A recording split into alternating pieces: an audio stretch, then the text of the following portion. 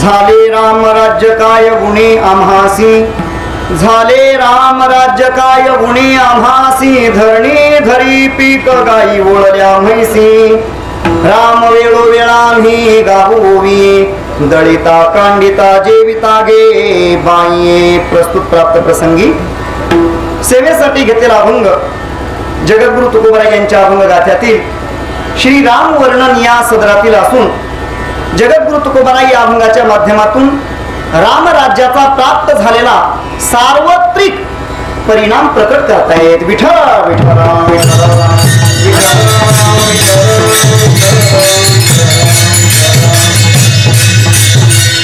षड्गुण ऐश्वर्य संपन्न अनंतकोट ब्रह्मांड नायक पंढरीश पांडुरंग परमात्मा अखिल गुणनिधान अकारण करुणा वरुणालय भगवान परभुरामचंद्र परमात्मा विश्वमौली ज्ञानोबाराय भक्त श्रोमणी नामदेवराय शांतीब्रह्म एकनाथ महाराज संत हृदय सम्राट विश्ववंदे विश्वसंत विश्वभूषण श्रीमंत श्री जगद्गुरु तुकोबाराय स्वानंद सुखनिवासी सद्गुरु जोग महाराज जगत जननी रुक्मिणी आईसाहेब आदी करून सकल संतांच्या कृपा आशीर्वादाने प्रातस्मरणीय श्री गुरु मारुती बाबा, श्री गुरु मोठे कदम माऊली आदी करून सकल संतांच्या आणि सर्व गुरुवर्यांच्या कृपेने आशीर्वादाने या ठिकाणी आपण अयोध्या धाम 84 कोशी परिक्रमेच्या या पायी दिंडी सोहळ्यामध्ये आज या 6व्या कीर्तनाच्या सेवेमध्ये सर्वजण आपण उपस्थित आहोत. सेवेसाठी उपस्थित सर्व भाविक श्रोते सज्जन माता भगिनी आणि त्याच पद्धतीने ही सर्व पारमार्थिक क्षेत्रातील अत्यंत बुजुर्ग मंडळी ज्ञानवृद्ध वयोवृद्ध तपोवृद्ध या ठिकाणी उपस्थित आहेत. परमपूजनीय आमच्या संत श्री तुकोबाराय गुरुकुलचे ज्येष्ठ अध्यापक गुरुवर्य शिवणे बाबा, पूजनीय दत्ता बाबा, पूजनीय नंदकिशोर दादा, पूजनीय शिवशंकर महाराज, पूजनीय भाकरे महाराज आदी करून सगळी ज्येष्ठ श्रेष्ठ मंडळी या ठिकाणी उपस्थित आहेत. या सर्वांना मनोभावे वंदन करून सेवेला प्रारंभ. विठ्ठल विठ्ठल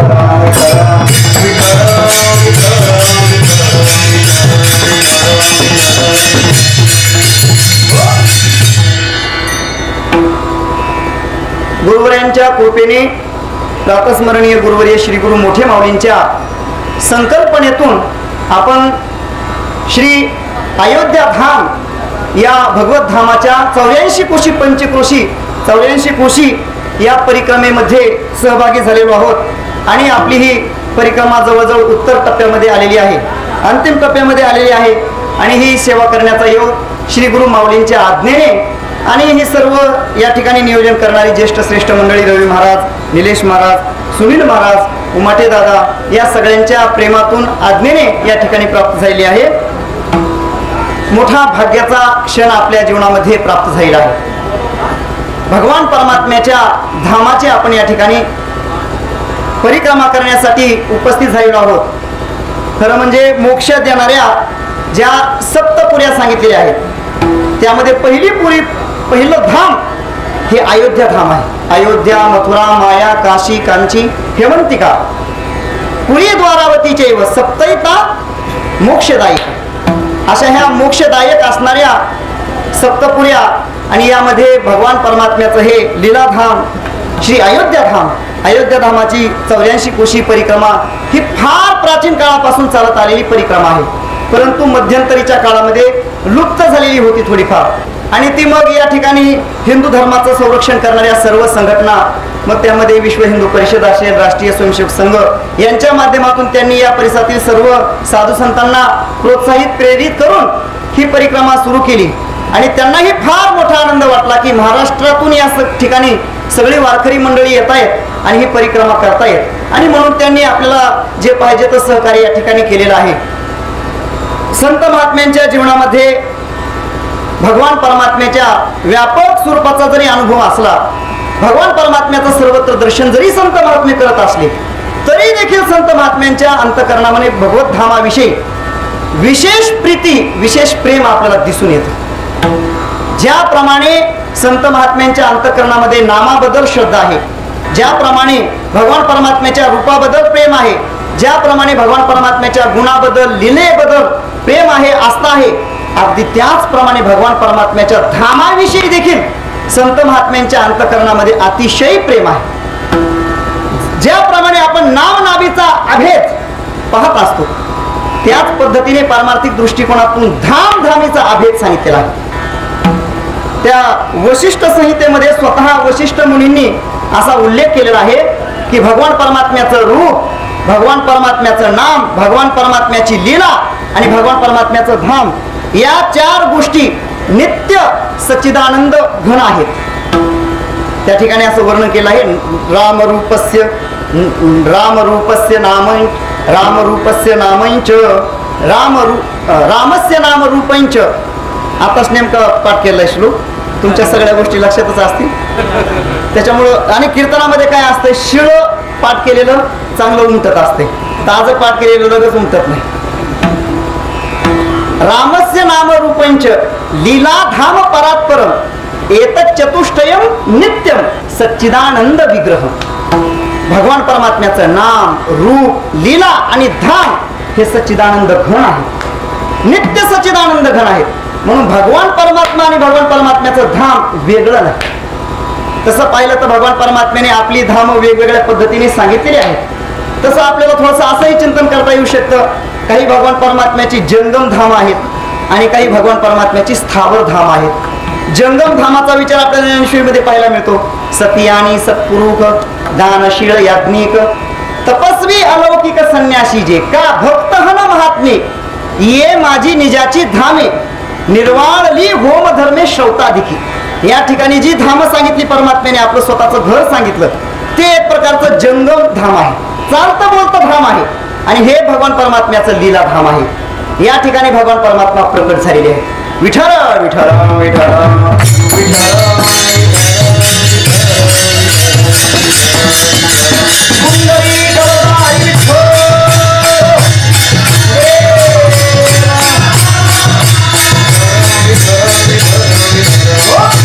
काय आहे भगवान परमात्मा आपलं स्वतःचं स्वरूप धामाच्या रूपाने विस्तारित असतात. आपलं स्वरूपच धामाच्या रूपाने विस्ताराला पावतात. म्हणून धामधामीचा अभेद आहे, नामनामीचा अभेद तसा धामधामीचा अभेद संत महात्म्यांनी अनेक ठिकाणी त्याचा उल्लेख केला आहे. हे पंढरपूर धामाविषयी बोललेले असतील, पण कुठल्याही धामाबद्दल जर आपण चिंतन करू गेलो तर ही अभेदच आहे. पंढरपूर धामाची अभेदता, अभिन्नता भक्त शिरोमणी नामदेवरायांनी सांगितले. ऐका पंढरीचे महिमान, राऊळी तितुके प्रमाण, तेथील तृण आणि पाषाण तेही देव जाणावे. अगदी त्याचप्रमाणे या अयोध्या धामातील तृण आणि पाषाण हे प्रत्येक काय आहेत, धाम आहेत. हे प्रत्येक भगवत स्वरूप आहे.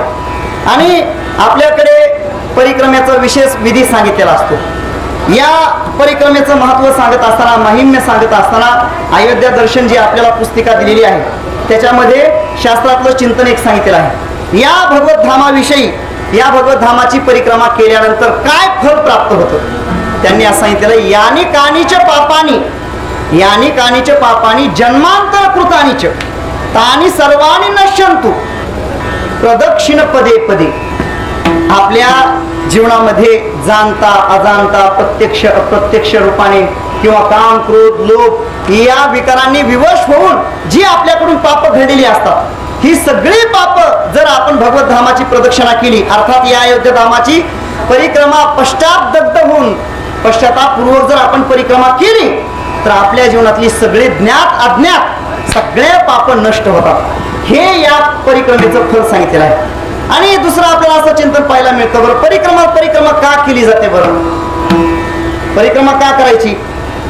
गुरुवर्य शिंदे माऊलींच्या मुखातून स्वामी अखंडानंद सरस्वतींचा एक विचार ऐकला.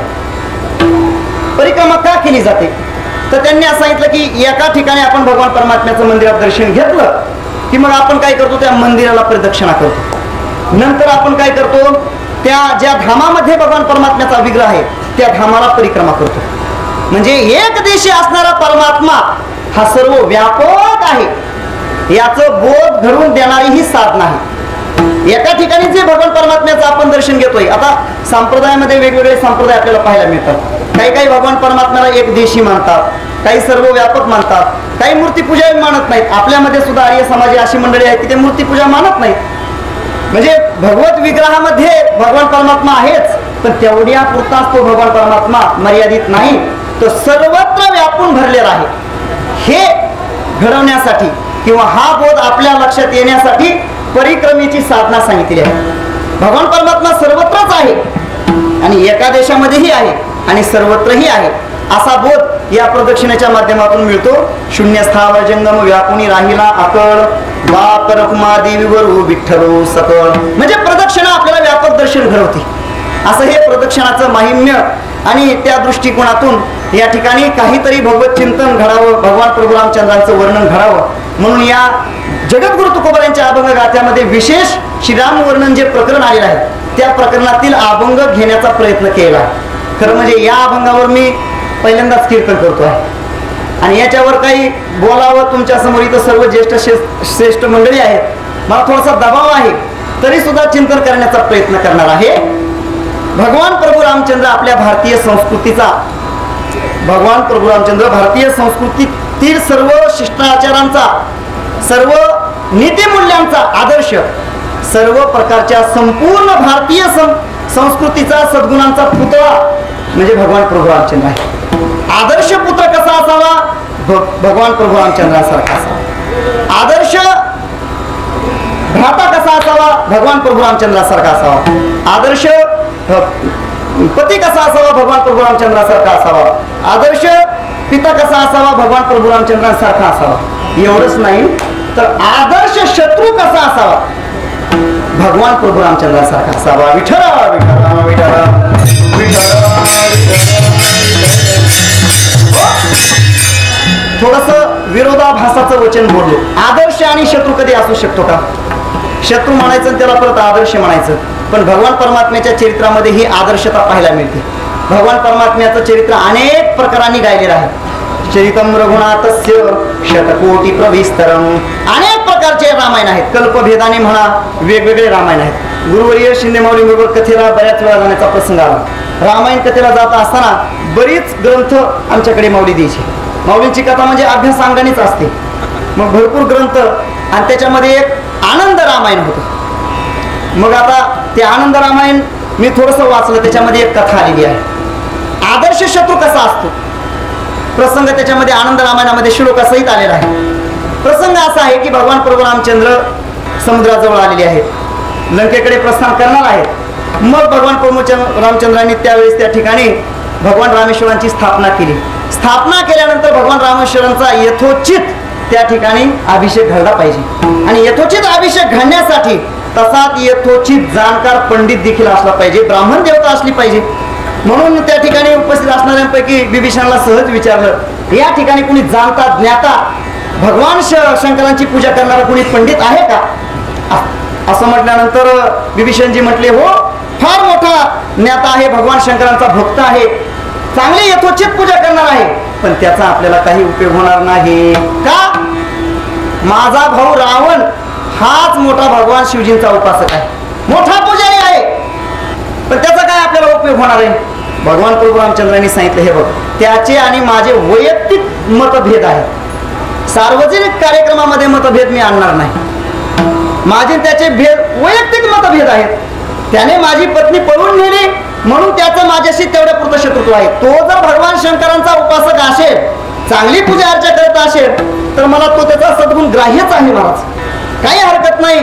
तू जा निरोप दे रावणाला आणि सांग की या ठिकाणी येऊन पूजा करायची. त्या ठिकाणी बिभीषण लंकेमध्ये गेले. रावणासमोर उभारले. रावणाला सांगितलं हे पहा की तुम्हाला भगवान शंकरांची पूजा करायची.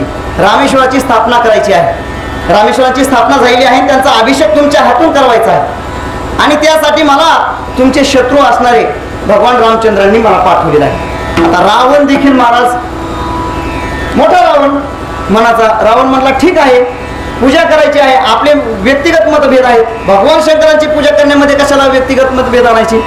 भगवान शंकरांची पूजा करायची. ठीक आहे चला. लंकेच्या बाहेर निघाले की पुन्हा त्याला आठवण आली अरे ते वनवासी आहेत. वनवासामध्ये ते आलेले आहेत. त्यांच्याकडे पूजेचं साहित्य नसणार. मग पूजेचं साहित्य बरोबर घेतलं पाहिजे. 2-3 ताट भरून पूजेचं साहित्य घेतलं महाराज. समुद्राजवळ आले. पुन्हा याला आठवलं अरे पूजा करायची असताना त्या ठिकाणी सपत्नीक पूजा केली पाहिजे आणि त्याची पद्धत आपण या ठिकाणी ठेवली आहे.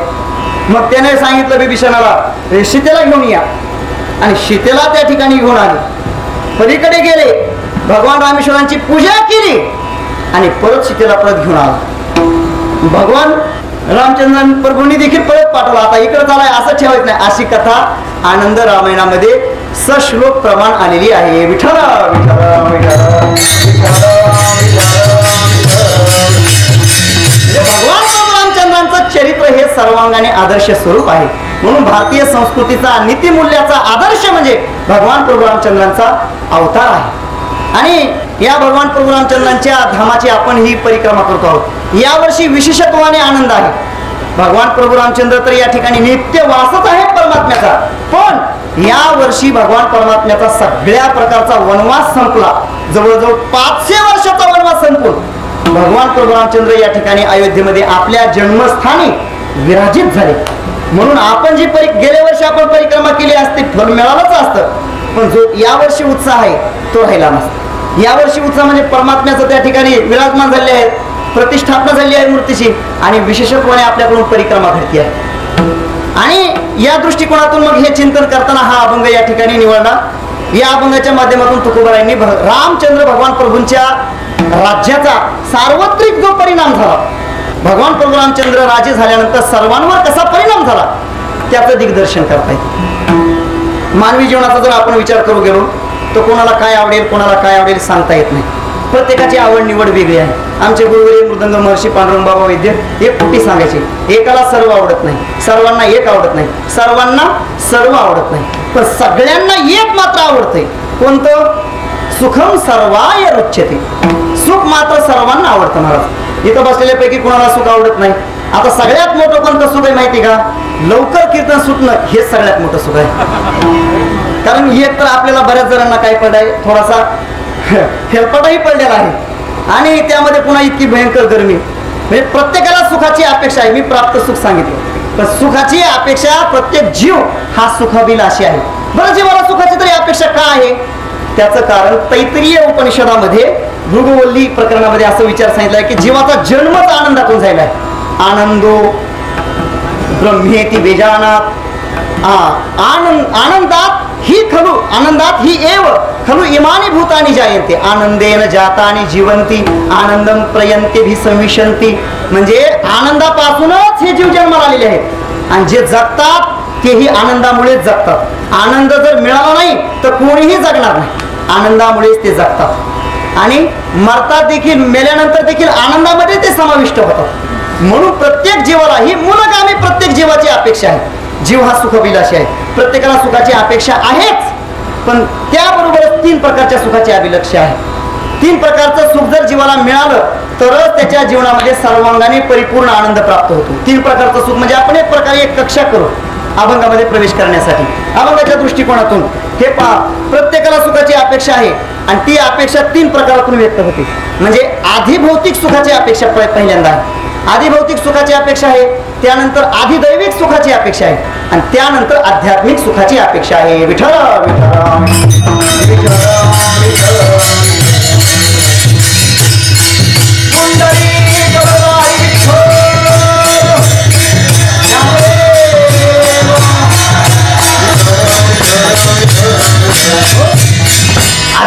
आधिभौतिक सुखाची ही प्राथमिक अपेक्षा प्रत्येकाला आहे. आधिभौतिक सुख म्हणजे देहाच्या संबंधाने प्राप्त होणारे जे सुख आहे हे आधिभौतिक सुख आहे आणि या आधिभौतिक सुखाची प्रत्येकाला अपेक्षा आहे. महाराज पहा तुम्ही, म्हणजे एखादा संन्यासी महात्मा जरी झाला तरी त्याला ज्या प्राथमिक देहाच्या गरजा आहेत त्या त्याला भागवाव्याच लागतात आणि या देहाच्या गरजा भागविण्यासाठी जी व्यवस्था सांगितली आहे ती देखील संत महात्म्यांना मान्य आहे. निर्वाह पुरते अन्नाच्छादन, आश्रमाशी स्थान, किंवा मामासाहेबांचं एक वचन सांगतात, जरी झाला संन्यासी तरी माध्यानाशी तोंडवाशी. आधिभौतिक सुखाची अपेक्षा पहिल्यांदा प्राप्त होती. ह्या स्वामी विवेकानंदांच्या पुस्तकामध्ये एक विचार आलेला आहे, ह्या ख्रिश्चन मशनऱ्या ज्या आहेत, ख्रिश्चन मशनऱ्या एवढ्या लवकर यशस्वी का झाल्या? आपल्यापैकी बरीच मंडळी दक्षिण यात्रेला गेली असतील. दक्षिण यात्रा करत असताना केरळ भागातून येत असताना महाराज जवळजवळ 2-3 किलोमीटरला एक चर्च पाहायला मिळतो. हे काय पहिले होते का? नव्हते. हे कसं काय आले इथं?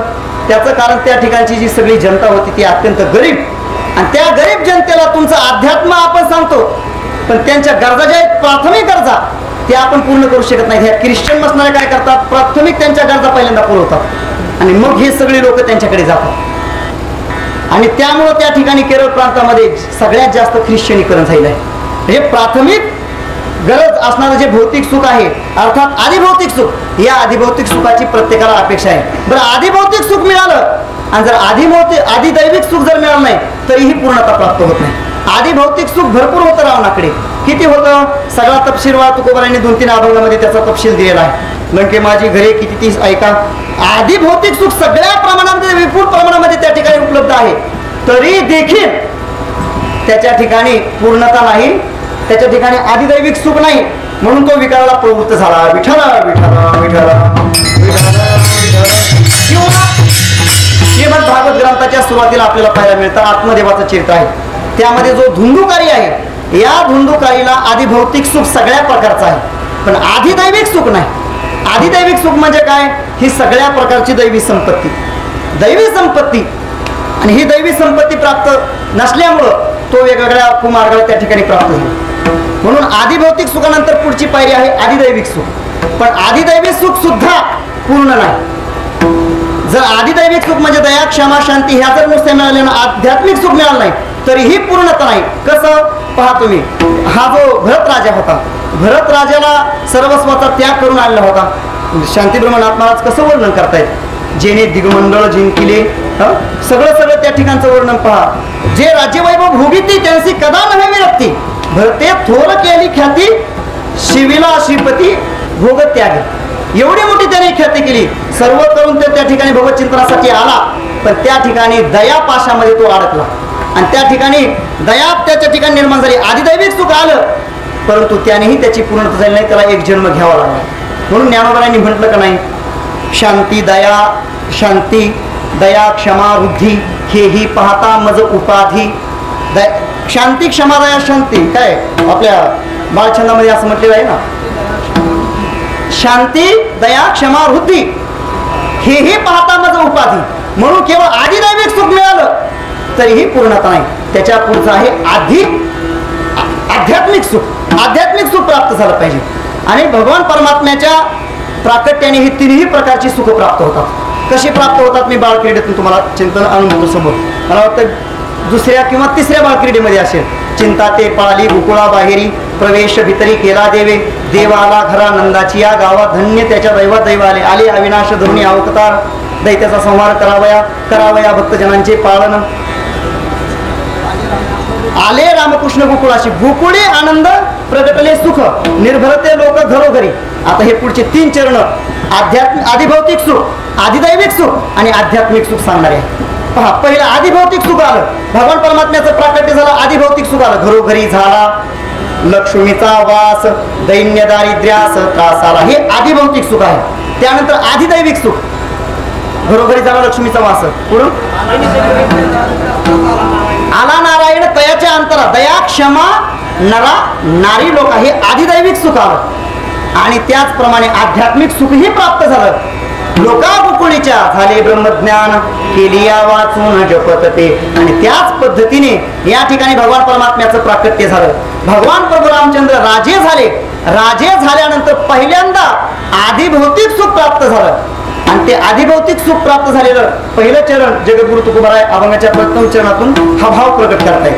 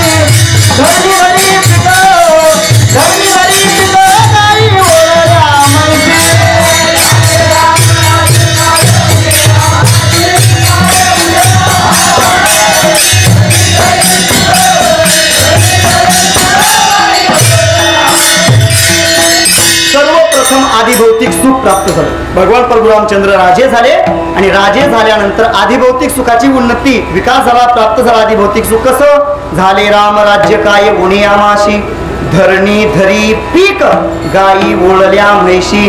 धरणी पीक धरू लागली, गायी ओळल्या म्हैशी, सर्व प्रकारची सुबत्ता अनुकूलता प्राप्त झाली. ही आदिभौतिक सुखाची लक्षण आहे आणि त्यामुळं आमच्या जीवनामध्ये कशाही पद्धतीची उणीव नाही. भगवान प्रभू रामचंद्रांनी राज्यच असं केलं महाराज. बाळक्रीडेमध्ये जसं भगवान श्रीकृष्ण परमात्म्याच्या राज्याचं वर्णन केलं आहे, अगदी अर्ध्या चरणामध्ये वर्णन केलं. करी द्वारकेशी राज्य देव, त्याच्या अगोदरचं पूर्वार्ध. विषयी कोणालाच चिंता नाही. आमचे गुरुवारी पांडुरंग बाबा सांगतात, कोणालाच चिंता नाही आणि कशाची चिंता नाही. आता आपल्या महाराष्ट्रामध्ये कसं आहे, सगळ्यालाच चिंता आहे कोणतं सरकार येईल आणि नंतर मग ही लाडकी बहीण योजना चालू ठेवी का बंद करेल. आता कोणतं सरकार येईल काय हे आपल्या हातात आहे ना. पण आपली धर्माचरण करणारी मंडळी सुद्धा इतकी गाफील आहेत महाराज. कधी कधी अशी किळस वाना वाटतो, विठ्ठल विठ्ठल विठ्ठल विठ्ठल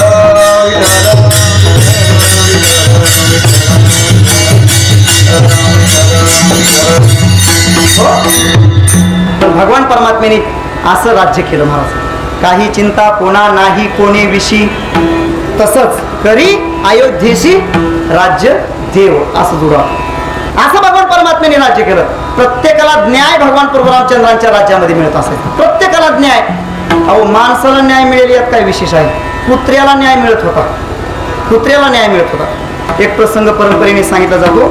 श्री गुरु चैतन्य महाराजच्या शेखर महाराजच्या मुखातून ऐकला. चातुर्मासाच्या काळामध्ये एक महात्मा चालले होते रस्त्याने. मधुकरी अशी एका झाडाखाली ठेवली आणि त्या ठिकाणी लघुशंकेला गेले. आचमन वगैरे नदी होती केलं आणि येत होते परत. जिथं भिक्षा ठेवलेली होती त्या ठिकाणी कुत्रा आलं आणि त्या कुत्र्याने मध्ये तोंड घातल्यानंतर राग आला. कारण हे जे महात्मा होते एकाच घरी मधुकरी मागत होते. त्यांनी हातामध्ये दगड घेतला, जोरात त्याला दगड मारला. कुत्र भुंकत निघून गेलं. पण ते कुत्र काही कलियुगातलं नव्हतं, ते कुत्र त्रेतायुगातलं. थेट त्याने अयोध्या गाठली आणि अयोध्येत भगवान प्रभू रामचंद्राच्या समोर प्रकट झालं. आपली तक्रार मांडली, मला एका साधूने दगड मारला, मला न्याय मिळाला पाहिजे. भगवान प्रभू रामचंद्रांनी त्या साधूंना महात्म्यांना बोलवलं. त्यांना विचारलं, का हो तुम्ही यांना दगड मारला का? त्यांनी सांगितलं हो मारला. का दगड मारला? त्याने सांगितलं, प्रभू मी एकाच घरी मधुकरी मागत असतो, दुसरीकडे जात नाही आणि ही माझी मधुकरी मी झाडाखाली ठेवलेली होती. मी बाजूला गेलो, हे कुत्रा आलं त्याच्यामध्ये तोंड घातलं. मग मी आज उपाशी मारणार, राग आला मला, मी दगड मारला. मग भगवान परमात्मा कुत्र्याला म्हणले, का रे कुत्र्या हे बरोबर आहे का तुझं? हे करायला नाही पाहिजे. तो कुत्रा म्हणला, देवा हे साधू पंडित आहेत, विद्वान आहेत, यांनी तुकोबारांची गाथा वाचली नाही का? दोनदा तुकोबारांनी सांगितलंय, पशु काय पाप पुण्य जाणती उत्तम या रीती ठाऊकी आहे. एक ओव्यामध्ये चरण आहे आणि एक नाटामध्ये आहे. दोनदा सांगितलंय माझा पशु धर्म आहे, मी पशुजीवन आहे. मला काय माहिती कुठं तोंड घालावं कुठं तोंड घालू नये, काय पाहावं काय पाहू नये, काय खावं काय खाऊ नये, काय प्यावं काय पिऊ नये. मी पशु आहे, मला काय माहिती. म्हणजे अर्थात पशु जीवन जगणारी माणसं अशी असतात, काय खावं काय प्यावं याचं त्यांना भान नसतं. मला काय माहिती हे एका घरी मधुकरी मागतात म्हणून मी तोंड माझ्या पशुधर्माप्रमाणे घातलं. मग भगवान परमात्म्याने सांगितलं, हो याचं बरोबर आहे, तुमचं चुकलं, तुम्ही का दगड मारला? मग तुम्हाला काहीतरी शिक्षा झाली पाहिजे. काय शिक्षा झाली पाहिजे? भगवान परमात्म्याने त्या कुत्र्यालाच विचारलं, कुत्र्या याला काय शिक्षा द्यायची सांग. सांग म्हणल्यानंतर कुत्रा विचार करू लागला आणि कुत्रा म्हणला, संस्थांचा मठाधिपती करा.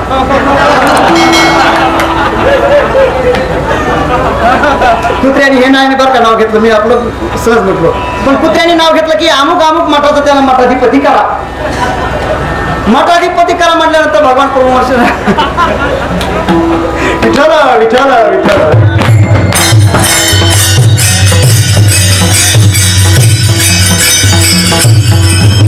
प्रभूंनी विचारलं, अरे ही काय शिक्षा झाली का? हे तर बक्षीस मिळालं. त्याने सांगितलं, नाही प्रभू, या अमुक अमुक मठाचा आम्ही मागच्या जन्मामध्ये मठाधिपती होतो आणि म्हणून पर्यायाने मी याला कुत्रच व्हावं. म्हणजे जे चांगलं कारभार पाहतात ते होत नाहीत बरं का, पण जे थोडंफार मागे पुढे करतात ते आता या दृष्टांतांतरी निश्चित लक्षात येतं. म्हणजे भगवान प्रभू रामचंद्रांच्या राज्यामध्ये प्रत्येक जीवाला न्याय मिळत होता. असं भगवान प्रभू रामचंद्रांनी राज्य केलं महाराज. एक जीवाचं राज्य आहे, एक जगाचं राज्य आहे आणि एक देवाचं राज्य आहे. आपण कोणाच्या राज्यामध्ये जगायचं हे ठरवलं पाहिजे. एरवी सर्वसामान्य मनुष्य हा अनेक प्रकारच्या सत्तांतरातून जीवन जगत असतो. अनेक प्रकारची सर्वसामान्य माणसावर सत्ता असते महाराज. कामाची सत्ता असते, विकाराची सत्ता असते, कर्माची सत्ता असते, मायेची सत्ता असते, काळाची सत्ता असते. अनेक नपवे सन्निध वाटते चिंता वरिया बहुतांची सत्ता. सर्वसामान्य माणसाच्या जीवनामध्ये अनेक प्रकारची सत्ता असते. अनेक प्रकारच्या राज्यामध्ये मनुष्य जीवन जगत असतो. पण हरिभक्त जो असतो ना, तो हरिभक्त मात्र इतरांच्या सत्तेमध्ये जगत नाही. तो एकमेव भगवान परमात्म्याच्या राज्यामध्ये जगत असतो आणि म्हणून त्याच्या जीवनामध्ये नित्य दिवाळी त्याला अनुभवायला मिळते. विठोबाच्या राज्यावर नित्य दिवाळी,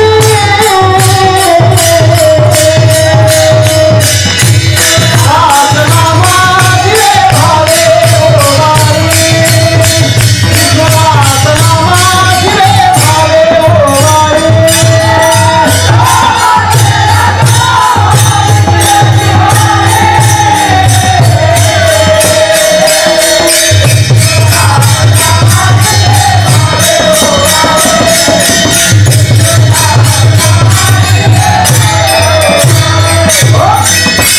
असे संत महात्मे भगवान परमात्म्याच्या राज्यामध्ये व्यवहार करत असतात. म्हणून त्यांना नित्य दिवाळी आहे. सर्वसामान्य माणसांना अशा प्रकारची दिवाळी साजरी करावी लागते. या हरिभक्तांच्या जीवनामध्ये नेहमीच दिवाळी आहे.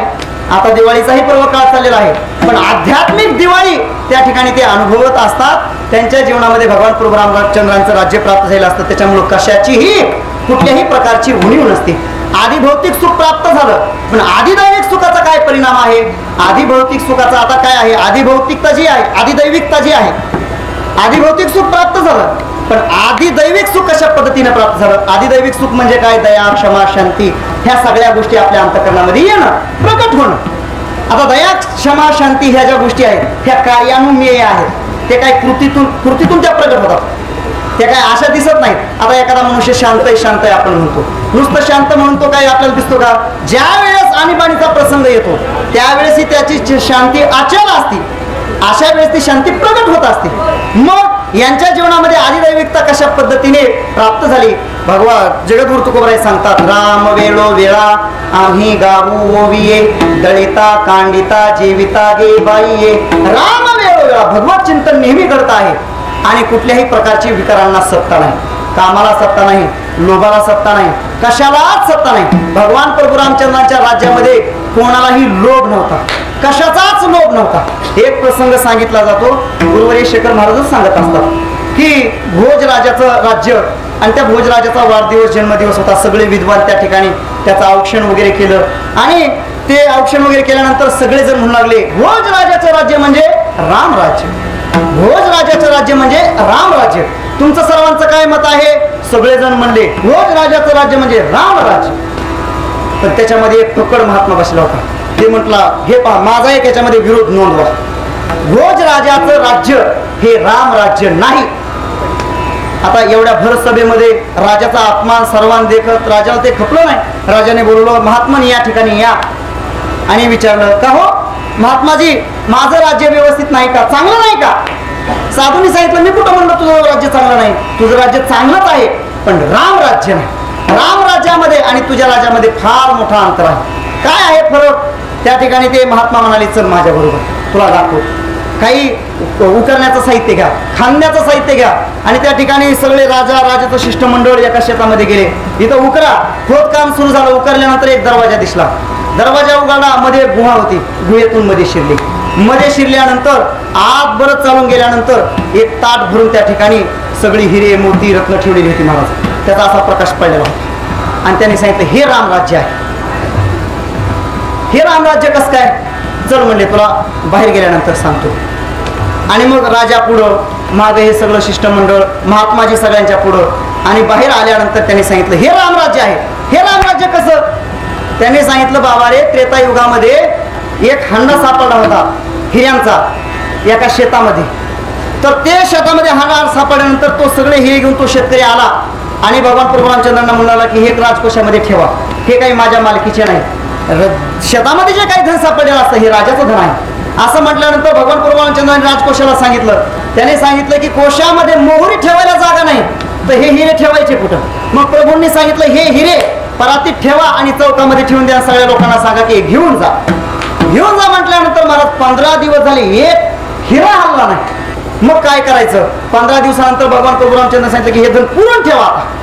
पुरून ठेवलं म्हणले. तेव्हापासून आतापर्यंत आता फक्त तुझे जे सगळे हे मंत्रिमंडळ आहेत ना, यांचे खिशे चाप एकदा म्हणते. खिशे चापतून बघ, ह्या महाराज मंत्रिमंडळाने 4-2 खिशामध्ये टाकलेच होते. हे तुझं राज्य, हे तुझं भोजराजाचं राज्य. आणि भगवान प्रभू रामचंद्रांचं राज्य असं होतं की त्या ठिकाणी लोभ नव्हता, सगळी तृप्त झालेली मंडळी होती. आणि म्हणून भगवान परमात्म्याचं चिंतन नेहमी करू लागले. दळिता कांडिता जीविता गे बाई. हे झालं. आता मला सांगा, शरीर जे आहे हे जागृतीमध्ये राहत असतं आणि मन स्वप्नामध्ये राहत असतं. पण मनामध्ये भगवत चिंतनच नेहमी असल्यामुळं मनाला जो विकार प्राप्त होणार आहे, मनामध्ये जे काही दुःस्वप्न पडणार आहे, हे तरी कुठून निर्माण होणार? अजिबात नाही. म्हणून मनामध्ये अर्थात स्वप्नामध्ये देखील आनंदच आनंद आहे. स्वप्नेही दुःख कोणी न देखे डोळा, नामाच्या गजरे भय सुटले कळी काळा. स्वप्नामध्ये देखील कोणालाही दुःख नाही महाराज. असं भगवान प्रभू रामचंद्रांचं राज्य. दुःख ते कैसे नये स्वप्नासी, भुक्ती मुक्ती झाल्या कामारी दासी. त्यांचे वर्म तू आम्हा पासी, सुखे राहिलासी प्रेमाची. आम्हा भय चिंता नाही धाक, जन्म मरण काही एक. झाला इहलोकी परलोक, आले सकळी वैकुंठ. नकळे दिवस की राती, अखंड लागली से ज्योती. आनंद लहरीची गती, वर्णू मी किती तया सुखा. आता आमच्या जीवनामध्ये कसल्याही प्रकारचं दुःख नाही, स्वप्नामध्ये दुःख नाही. आणि नामाच्या गजरे भय सुटले कडी काळा. भगवत चिंतनामुळे इकडे काळही फिरकू शकत नाही. हे झालं भगवान परमात्म्याच्या प्राकट्याने, राज्याने. भगवान परमात्मा राज्य चालवत असताना आधी भौतिक सुख आणि आधिदैविक सुख, पण आध्यात्मिक सुख झालं का नाही? आध्यात्मिक सुख सुद्धा झालं महाराज. ते आध्यात्मिक सुख जगद्गुरु तुकोबाराय आज सेवेसाठी घेतलेल्या अभंगाच्या शेवटच्या चरणामध्ये सांगतात. दिले आपुले तुका म्हणे रामे सुख, दिले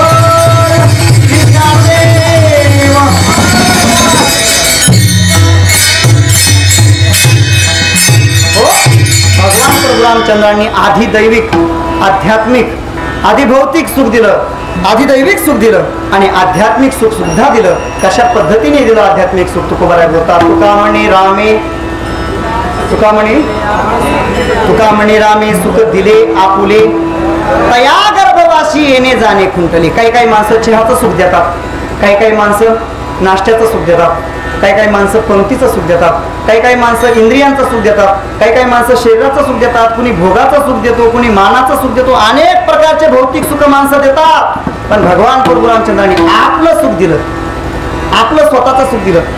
तुका म्हणे रामे सुख दिले आपुले, आत्मसुख दिलं. आणि या आत्मसुखामुळे तया गर्भवासी येणे जाणे खुंटले. राम वेळोवेळा आम्ही गाऊ वे दळिता कांडिता जेविता गे बाई. सुंदर असा या ठिकाणी हा गुरुवर्य मोठे माऊलींच्या संकल्पनेतून 84 कोशी अयोध्येचा परिक्रमेचा हा एक प्रकारचा दिंडी सोहळा आपला चालू आहे. या ठिकाणी सर्व ज्येष्ठ श्रेष्ठ मंडळी आहेत, आनंदच आहे. परंतु गुरुवर्य मोठे माऊली जर या ठिकाणी उपस्थित असते तर अजून आनंद झाला असता. कारण गुरुवर्य माऊलींच्या संगतीमध्ये ही सगळी ज्येष्ठ श्रेष्ठ मंडळी आहेत. उमाटे दादा असतील, शिवशंकर महाराज, भाकरे महाराज सगळेच आहेत. कारण माऊलींच्या संगतीचं एक असं वैशिष्ट्य पहा, तुम्ही कधी अनुभवलं असेल की माऊलींच्या संगतीमध्ये साधनेचे कष्ट पडत नाही. माऊलींबरोबर ब्रह्मगिरी परिक्रमा करतानाही अनुभवलं, माऊलींबरोबरच्या वाऱ्या करताना अनुभवलं. आता ह्या पहिल्या आपण सगळ्या वाऱ्या माऊलींबरोबर करत होतो. नामदेवरायांच्या, परतीच्या, गुरुकुलची जबाबदारीमुळं नाही खंडित झाली, परंतु ह्या सगळ्या गोष्टी माऊलींबरोबर आम्ही अनुभवल्या. पण माऊलींच्या साधनेचं एक वलय आहे की आपल्याला जे आता पाय दुखतात ना, ते पाय दुखलेच नसते माऊली असते तर. आणि माऊली जर असते तर कुणी मागं पडलं नसतं, पडलं असतं कोणी, आणि सगळे भजनामध्ये चालले असते. आणि मग चालिले न वाटे गाव काय चालिले न वाटे गावनिया जाता वाटे. भजनामध्ये जर आपण सगळे राहिलो असतो तर आपल्याला चालण्याचे कष्टच पडले नसते. गुरुवर्य मोठे माऊलींचं जीवन फार दैदिप्यमान आहे साधनेने, आपण सगळ्यांनी अनुभवलेलं आहे. खरं म्हणजे गुरुवर्य माऊली म्हणजे प्रातस्मरणीय गुरुवर्य बोधेबाबांचं छोटं मॉडेलच आहे. आणि बोधेबाबांचं सांगत असताना गुरुवर्य शेखर महाराजांनी चातुर्मास्याच्या कालावधीमध्ये आज सांगितलं, एक खूप मार्मिक प्रसंग सांगितला. आणि तोही बोधेबाबांनी एकच सांगितला, बाबांच्या मठात सांगितला. या सगळ्या मंडळींनी ऐकलेला आहे तो प्रसंग. म्हणजे चंद्रशेखर महाराज सांगितलं, आम्ही ज्यावेळेस लहान होतो पाठाला खंडारकर महाराजांकडे जायचो. आणि त्यावेळेस त्या ठिकाणी एकदम आत्यावस्था अवस्थेमध्ये होते खंडारकर महाराज, पडून होते. आणि मग त्यांच्याजवळ जाऊन बोधेबाबा भजन करत असायचे. भजन जवळजवळ 1 महिना केलं आणि त्यानंतर महाराजांना दवाखान्यामध्ये जायचं. मग महाराजांनी सांगितलं की आता उद्या आपल्याला जायचंय, उद्या बाबांचा आपण थोडाफार सत्कार करू. अगोदरच या सगळ्यांना सांगितलं, म्हणजे शेखर महाराज यांना सगळ्यांना सांगितलं. मग दुसऱ्या दिवशी भजन संपलं आणि बाबांना सांगितलं, आता उद्या मी जाणार आहे, थोडंसं थांबा. आणि खुणवलं, कारण खंडारकर महाराजांना माहिती होतं की बाबा सत्कार स्वीकारणार नाहीत, पण बाबाच महाराज. बाबांना चाहूल लागली की महाराज काहीतरी करणार आहे. हळूच बाबा त्या ठिकाणून निघाले. शेखर महाराजांनी सांगितलं की इथपर्यंत बाबांना माहिती होतं, पण याच्या माग खंडारकर महाराज काय बोलले हे आम्ही ऐकलं. म्हणजे खंडारकर महाराज म्हणले, कुठे आहेत बाबा? पाहिलं इकडे तिकडे तर बाबा गेले. खंडारकर महाराज सांगितलं, बाबा सत्कार स्वीकारणार नाहीत, कारण ते तुकोबारांचं छोटं मॉडेल आहे. असं गुरुवर्य बोधेबाबांचं जीवन आणि बोधेबाबांची सगळी साधना, सगळी वारकरी शिक्षण संस्थेची निष्ठा, जे काही आपल्या परंपरेचं सगळं योगदान आहे, हे सगळं गुरुवर्य कदम माऊलींमध्ये आहे. आणि आपलं फार मोठं भाग्य आहे की माऊलींच्या आपण संगतीमध्ये आहोत. पण माऊलींचा आपल्याला अंतराय प्राप्त झाला. भगवान प्रभू रामचंद्रांकडे माझी ही प्रार्थना आहे, आमच्या सगळ्यांचं सगळे तयार होतील. मी असं म्हटल्यानंतर मी काय पुढे बोलणार आहे त्याला सगळे तयार होतील. आमच्या सगळ्यांचं परिक्रमेचं पुण्य हे माऊलींचा गुडघा दुरुस्त होण्यासाठी कामी पडावं आणि पुन्हा माऊलींबरोबर आम्हाला तीर्थक्षेत्राच्या परिक्रमा घडाव्या, अशी जगतजननी रुक्मिणी आईसाहेबांच्या चरणी प्रार्थना आणि भगवान प्रभू रामचंद्रांच्या चरणी प्रार्थना आहे. महाराज माऊलींच्या मुळे कितीतरी मोठं कार्य आज घडत आहे. या ठिकाणची ही सगळी जी सेना आहे, निवडून की जे सेना लक्षवरी, हे किती का पाठांतर मंडळी आहेत. ज्ञानेश्वरी पाठक, गाथा पाठक, ज्ञानेश्वरी पाठक, इकडं सगळीच मंडळी पाहा ना तुम्ही. म्हणजे ही मोठ्या माऊलींची सेना आहे, गाथा ज्ञानेश्वरी पाठ करणारी.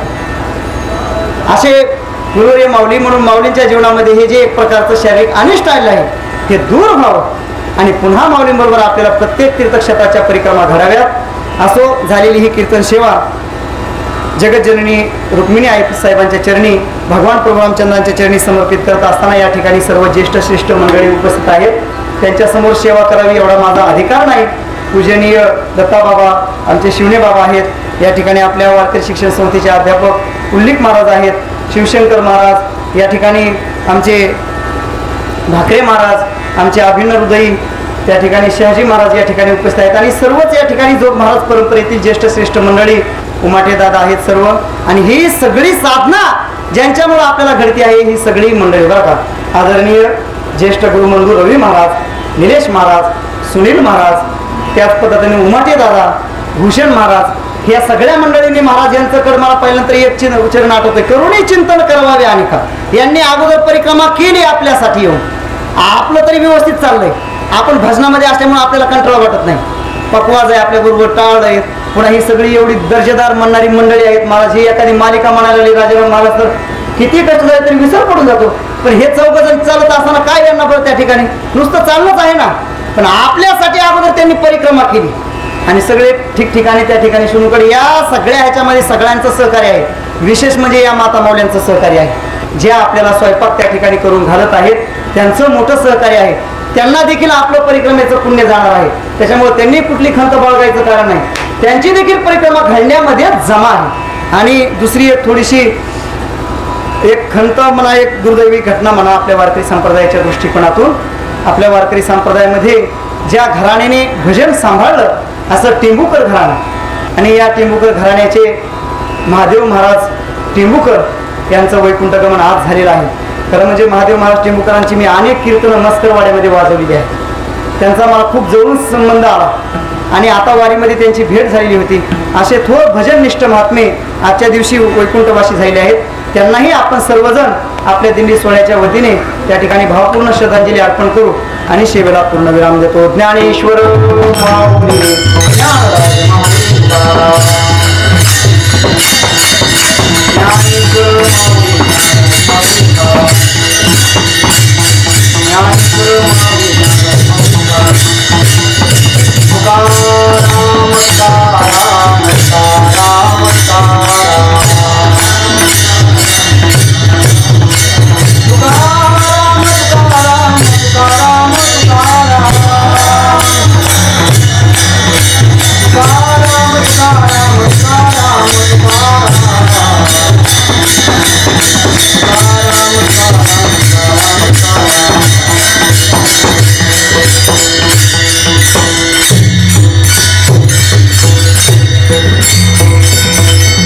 विठ्ठल जय जय